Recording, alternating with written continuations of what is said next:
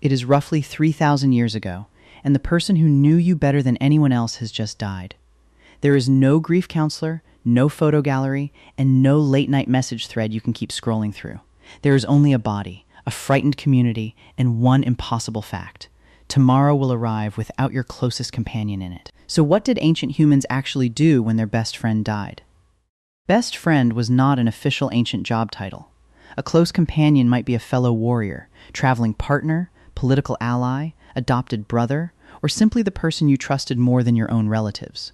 But surviving poems, funeral art, and inscriptions show something familiar. Chosen relationships could hurt just as deeply as blood relationships. Start in Mesopotamia, civilization's original overachiever. Cities, writing, taxes, and emotional collapse pressed neatly into clay.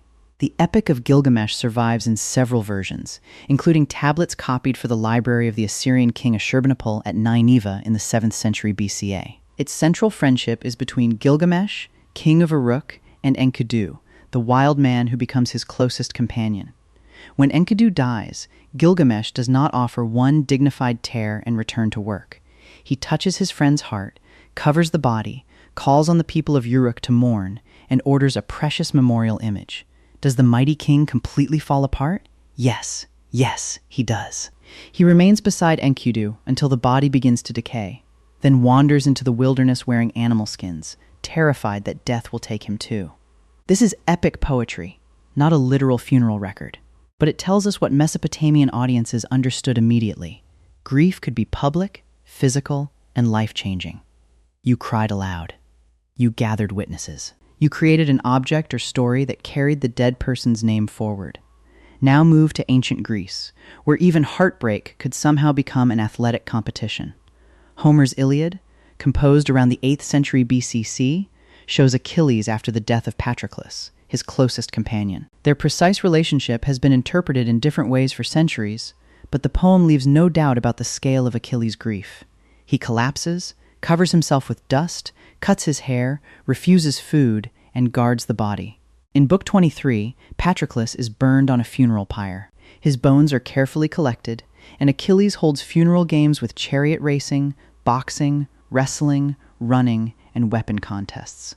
Very restrained, extremely Greek. These scenes reflect recognizable Greek funeral practices. By the 8th and 5th centuries BCC, funerary pottery and grave monuments show bodies laid on raised beds while mourners surround them. The dead were washed, anointed with oil, dressed, displayed inside the home, carried in procession, and buried or cremated. Visitors could later pour offerings at the grave. For a close friend, participation mattered. You might stand beside the body, cut your hair, join the lament, help build the pyre, attend the funeral meal, or compete in games held in the person's honor. Grief was not supposed to remain invisible. The community had to see that this life had weight. Finally, enter Rome, the civilization that could turn love, death, and personal memory into excellent stonework. In 44 BCA, Cicero wrote Laelius de Amicitia, a dialogue arguing that real friendship rested on loyalty and character rather than usefulness. Cicero was basically the ancient dinner guest with a confident opinion on everything. But here, he had a point. A true friend carried obligations.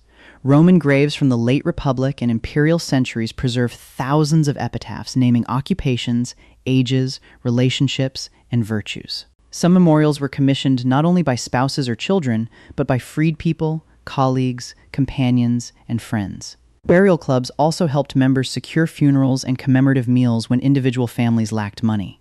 So what could a Roman friend actually do? Help pay for the burial, walk in the procession, protect the dead person's reputation, support the household left behind. Commission an inscription.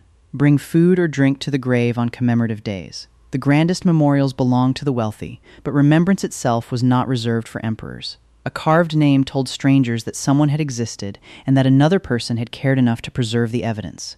Grief became public record. Memory became stone. Here is the modern contrast. Practical photography appeared only in the 19th century, and recorded voices came later still. Ancient mourners had no videos or voicemails, yet they built their own memory technology. Poems, grave visits, meals, statues, games, and names carved into durable surfaces. Across these cultures, the details changed, but the actions were remarkably concrete. People washed and guarded the body, They cried publicly, cut their hair, burned offerings, held meals or contests, protected the dead person's family, marked the grave, and returned later. They did not simply move on. They gave grief somewhere to go. That may be the real lesson. Friendship was never less meaningful just because no family tree recorded it. When a close companion died, ancient people used their bodies, communities, possessions, and stories to say the same thing we still say now. This person changed my life, and their absence deserves to be witnessed. Grief is not proof that you are weak. It is evidence that someone mattered. And whether you preserve them on a clay tablet, a stone monument, or the glowing screen in your hand, you are still performing one of humanity's oldest acts, refusing to let someone disappear twice. Thank you for watching. If someone has ever changed the shape of your life, take a moment to remember them, and I'll see you in the next journey into our ancient past.